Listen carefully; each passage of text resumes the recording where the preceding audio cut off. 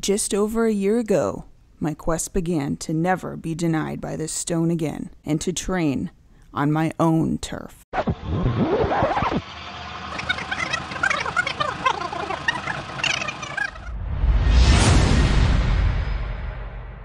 So the basic plan here is to use the jigsaw to cut out this shape.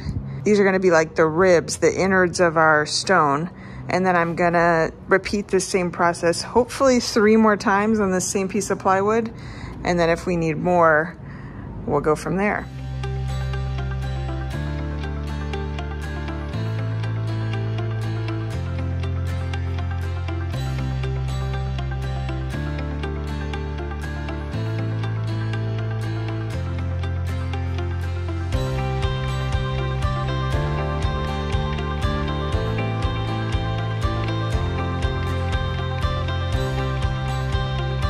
I found this spare piece of plywood for a couple more of our ribs for the stone.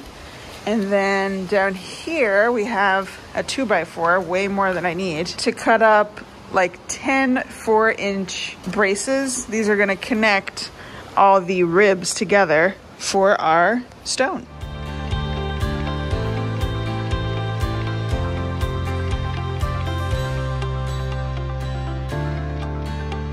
We're gonna start connecting all of these pieces that I jigsawed out. For now, I'm gonna connect the 4 that I have together using probably 4 of these wedges here and just sort of stack them on top of each other like I sketchily have right now. And then you can see that'll start to form the skeleton of our rock.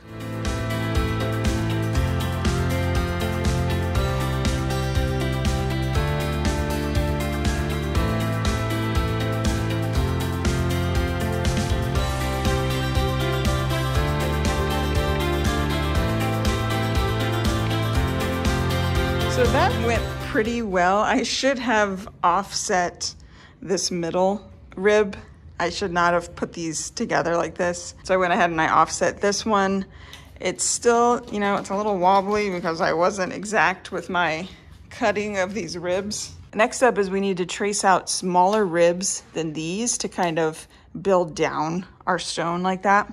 And then I need to glue the anvil together, and we need to test fit it on top of here to see if it's actually gonna fit. I think it's gonna be close, and we may need that 5th rib. Here's a rough test fit of the anvil on our stone. And as you can see, our stone is not big enough. So I'm gonna chop more of these wedge pieces and probably 2 more of the big ribs to see how we're doing at that point.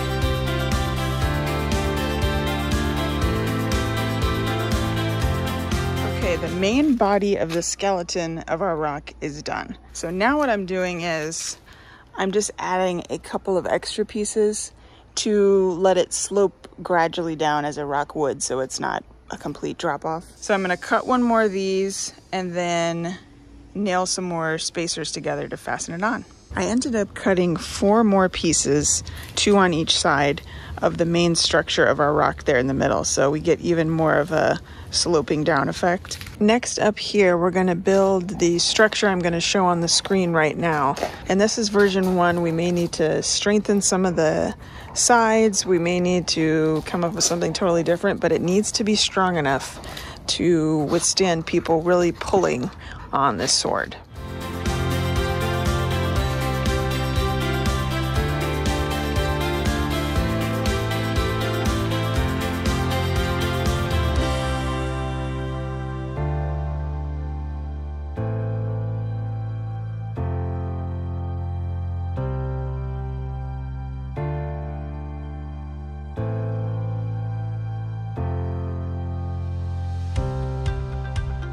Back to the drawing board. It's been a couple days since the magnet failed, which is right over there. And we've come up with a new idea, which is to add some foam to some wood, wedge the sword in between those 2 pieces of wood, and clamp it with some clamps. Now this is just for testing to see if this idea works.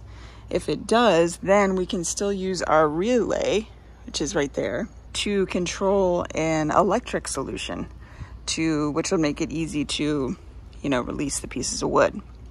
So I'm gonna put together this kind of prototype idea right now and see if we proceed with this idea.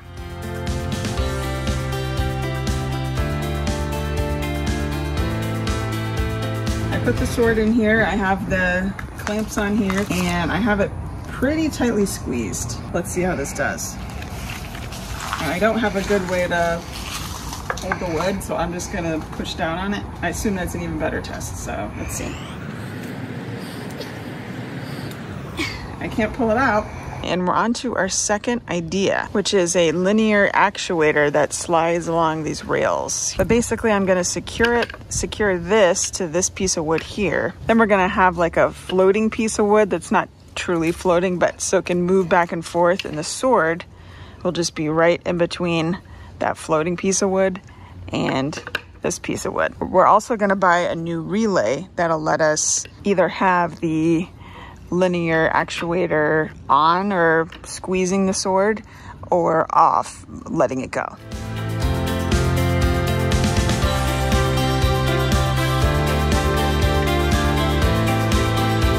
Okay, both of our boards have the brackets ready. These are our bearings that the rod is gonna go in. This is how the board is gonna slide back and forth. So I'm gonna secure those now. All right, I forgot to film a time lapse because this turned into like a whole thing, because our brackets that we've been using for the whole structure didn't match up, the holes didn't match up perfectly to the bearing. So we needed to make these holes a little bit bigger. And also these bolts are a little bit too long, but of course the threading's fine because it came with the bearing. So we're gonna get a little bit shorter bolts for this. But we did a little bit of test fitting and these brackets seem pretty even. And the idea seems sound, at least. It's sliding along, but we're gonna have the actuator here mounted on another board, and it'll push this board against this board with the sword in the middle. As you saw in that video where we were test fitting the actuator with the rails, we had another stationary board, which is what's right here. So I'm gonna go ahead and secure that with 3 more brackets, and then we can do another test fit of the actuator and see where the bracket needs to go on this board.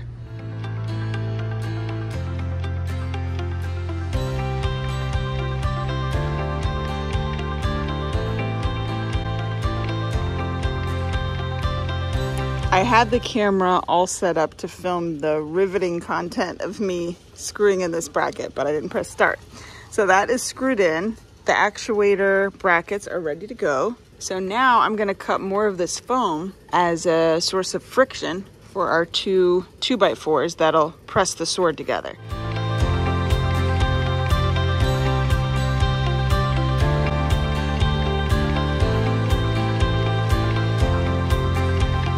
So the problem we encountered with the first actuator test was as this presses together, this stationary board is being pushed outward. You can even hear it.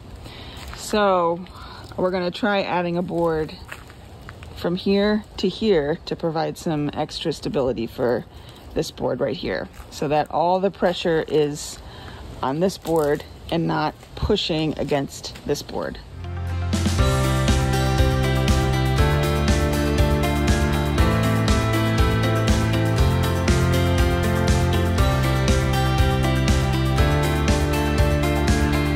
Here's a better look at what's happening.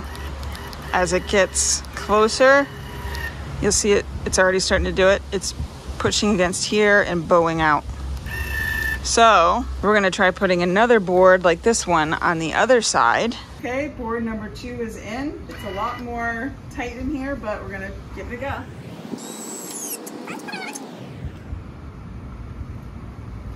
Can't pull it out. You may be wondering why there is chicken wire on the top of our rock. That is because I used the wrong material. I got a more tightly wound metal lathe. So this is gonna be what we put our concrete on.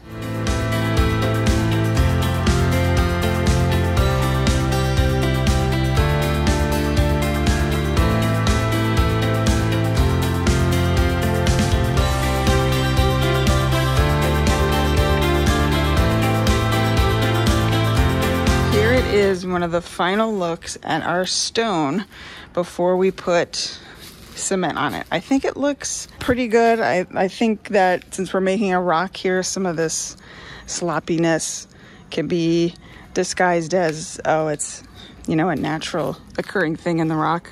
I'm a little worried about stuff like this where I kind of messed up cutting it. The most important thing is that this is still very flat and very nice for our sword to go down into. The rock, I have moved onto these moving dollies because it's getting increasingly hard to move, and that's gonna only increase when we put the cement on it, which we are planning to do tomorrow. So what I need to do is cut a couple of access points. One is gonna be where the sword goes down, and one is going to be in the back somewhere here where we can reach in and plug in the mechanism down here.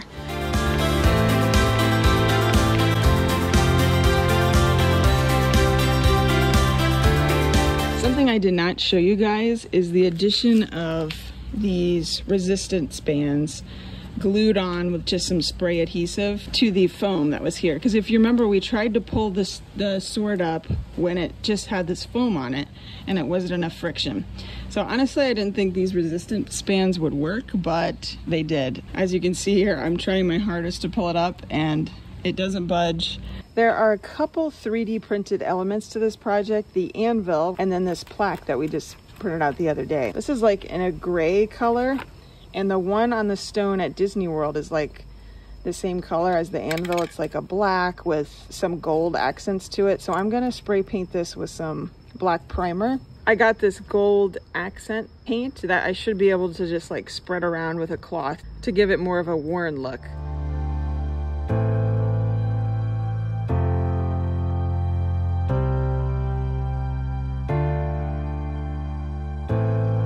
All right, here's one last look at the rock before we cover it with this surface bonding cement. We're gonna just add some water to this pan over here and kind of just apply it with our hands just over the mesh like this. I don't remember if I mentioned, but we did add some handles here too to make it easier to handle this thing, which is gonna be even more important once the cement goes on.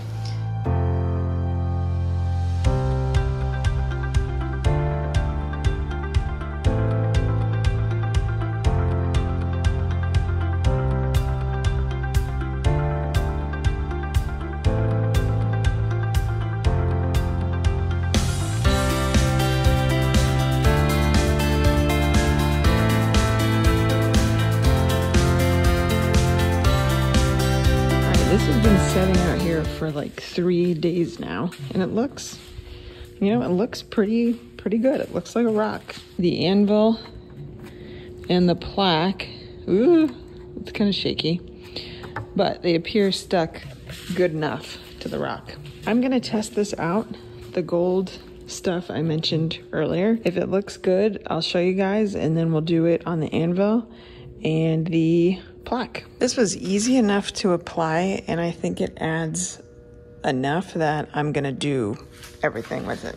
I like it a lot because this anvil needs some help to begin with because it's kind of a mess. Very easy to apply, and I should be able to finish this pretty quick, this and the plaque.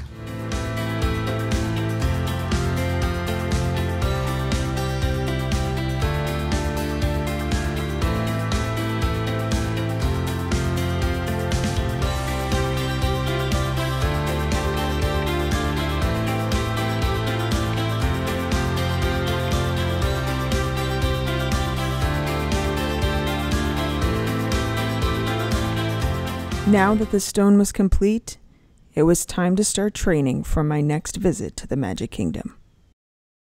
I tried taking a shortcut, but didn't think this would work on the actual stone. What worked for others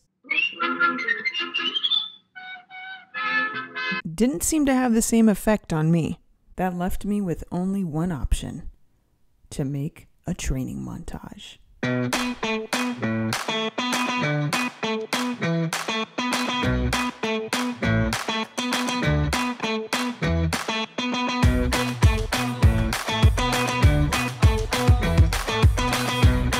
After my 433rd push-up and pulling the sword out every way I could possibly think of.